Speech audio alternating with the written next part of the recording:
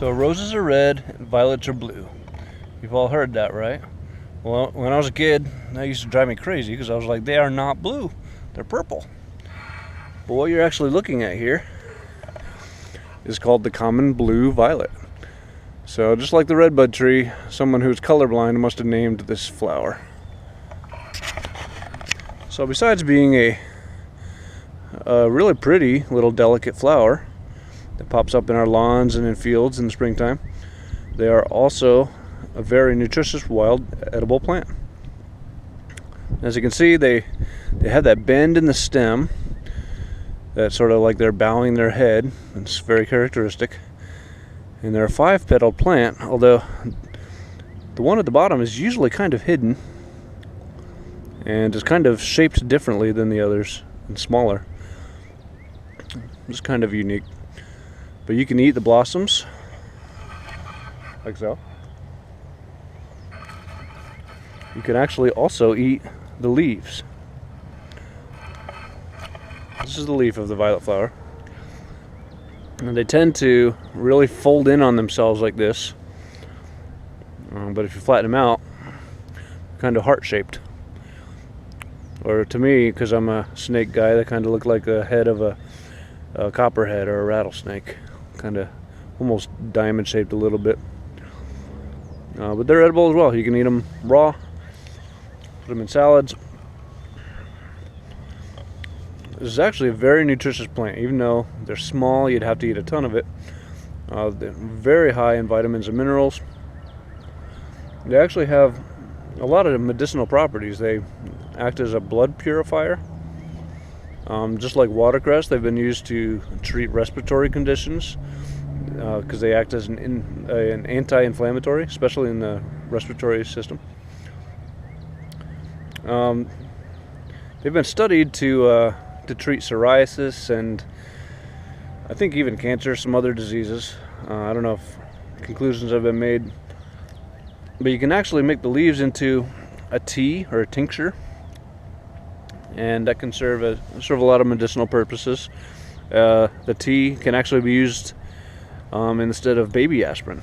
It's safe for small kids, and it has a bit of a pain relieving effect to it.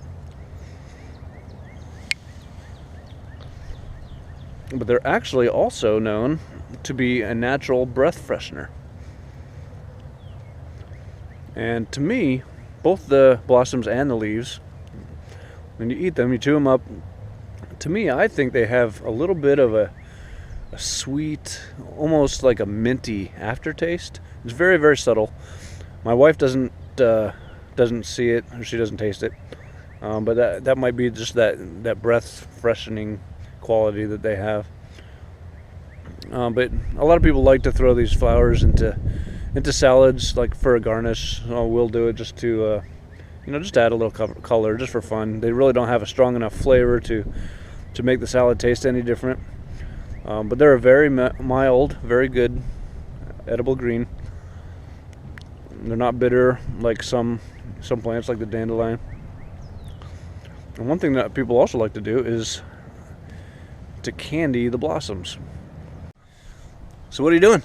I'm collecting violets. Why? Because we're going to candy them and make candied violets. Okay. With sugar. Do you like them just plain like that? Yeah, I love them even, I think, I haven't tried the candy way, but I think I might like them even better just this way. What do you think? Sweet and yummy! All right. This is a white violet. I'm going to eat it. As you see, there are some white violets here as well. I think these are called the white striped violets, but I'm not completely sure on that. But they're white with the purple stripes on them, sort of, and then the yellow in the middle. But they're edible as well. Now that was out in the open field where I was filming earlier, and this patch is actually in the shade under all this underbrush, and the leaves on some of these have gotten just giant. So that's the violet leaf. Again, like I said, kind of heart-shaped. And even when there's this size, they really don't get bitter like some other plants do. You want to try a leaf? Yum, yum, yum. Can we get stems? Yeah. What do you think? It tastes like bananas. What? Yep, really. I don't know that I think it tastes like bananas, but we gathered some blossoms for candying. And we're also going to gather some leaves just to use in salad. Okay, so here's what I'm doing to candy these violets. I have a mixture of egg white and I put a little bit of lemon juice in it. Hoping that will give it a little bit of a lemony tang to it. But what I'm doing is taking this little paintbrush and just kind of painting it on the petals. And make sure I get as much of it as I can. And I'll turn it over. Kind of put it against my finger if I can.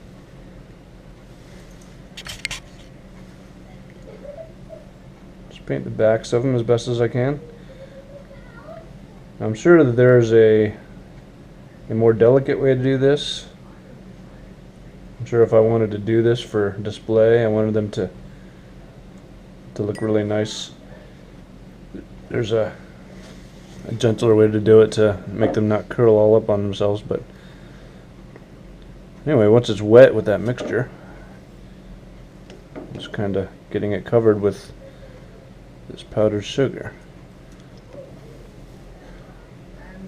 Now, some people do this to decorate cakes or pastries, or for, I know cake shops and bakeries sometimes, if they want to add a little seasonal, natural flavor to their cooking.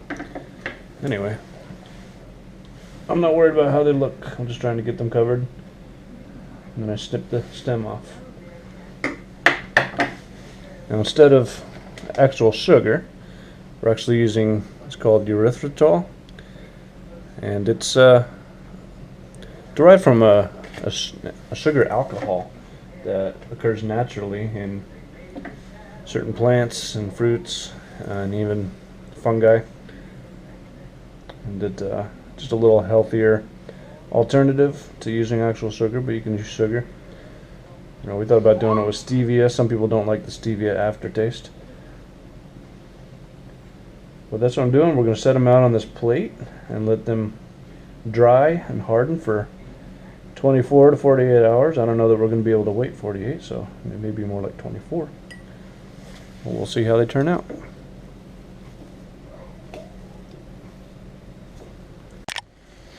Okay, here's what we came up with. Now these have not sat yet. I've just done these within the last half an hour. But we're going to let Shaylin try one, even though it's not sat and hardened yet. Are you ready for this? A little. I don't like the wet.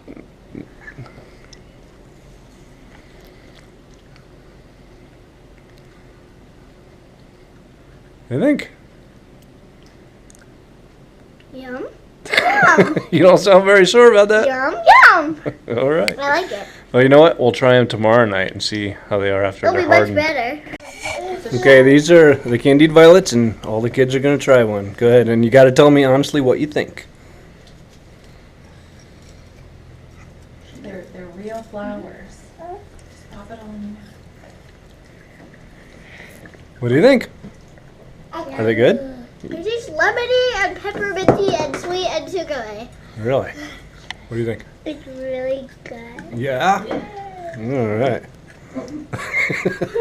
So, some of us making way back onto the plate. What do you think, Dagan? Say something smart, because you're going to be on a video.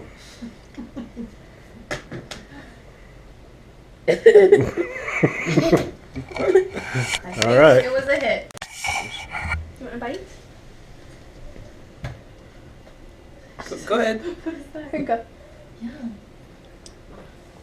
Ooh. Yum. Is that yummy? You like it?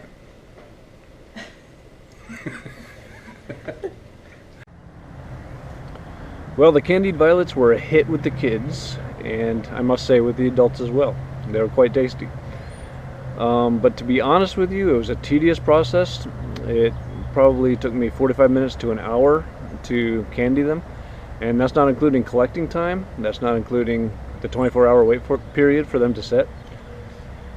So I don't think I would want to do it very often. It was fun just for the novelty of it, but not really worth the time and effort. I would much prefer just to pick them, eat them in their natural state.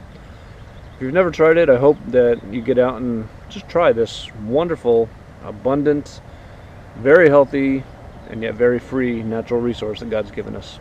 Hope you enjoyed the video, and I hope you have a great day.